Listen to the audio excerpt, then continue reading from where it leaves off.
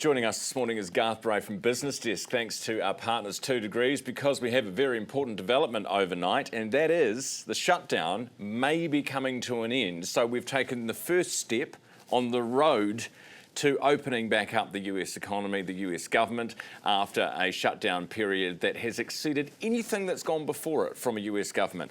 Garth is with us live. Garth, good morning. 40 days, it's like Noah's Ark. 40 days and 40 nights through the desert.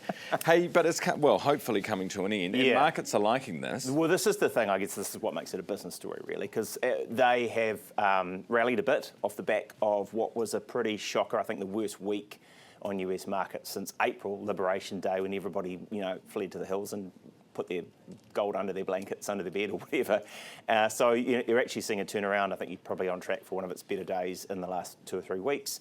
And I think the S&P's made back most of the gains it lost last week. The Dow's still down a bit on that, but they're all heading in the right direction if you've got money in them, I suppose. And look, that was because 8 Democrats across the floor, and with the exception of 1 Republican, voted for a set of measures that will move this thing forward, that will basically enable the US government to reopen, that they won't lay off the people that they were planning to lay off during that time, that they will give people back pay and so on. And there was a bit of a concession in there around some... They have a vote on healthcare. Healthcare, tax credits, that kind of thing. Yeah. I mean, it just pushes it to January 30, so no, great. And it's all still got to be voted through, but the prospect of more data flowing so that we've got a better sense of how the US economy, that sort of rip-roarer is performing, that's probably what's lifted people's prospects. Yeah, 100%.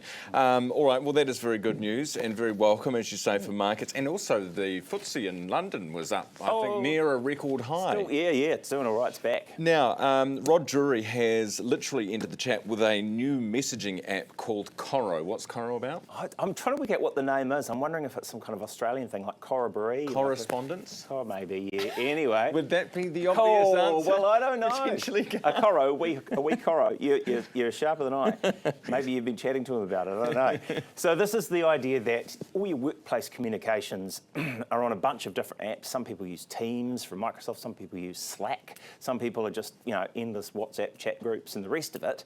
And businesses have got no idea ultimately where that data is stored, or they don't have direct control over it. They've got to negotiate with all those different providers if they need to pull something in and go, hey, we need that information because we think someone's been up to no good, or we're doing a deal and we want to make sure that information is contained. So he's launching this as a secure chat application, which Great idea. Will be out there end of next year. He's backing the thing himself. It looks like he's about 2/3 of it owned through his 0 to 60 holding company. Right.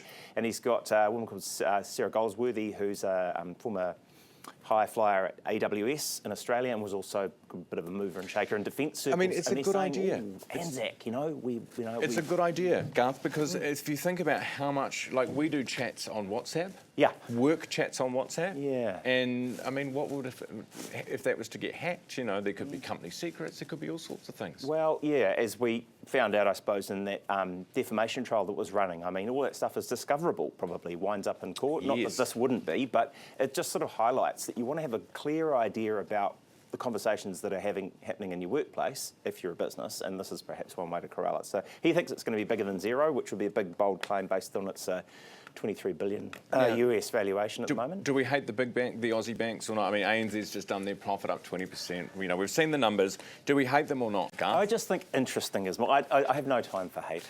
I have no time for hate. I mean, they're up 4% underlying net profit. I mean, not as good as Westpac, better than the others. This is the end of the big bank reporting season, so we're getting an idea.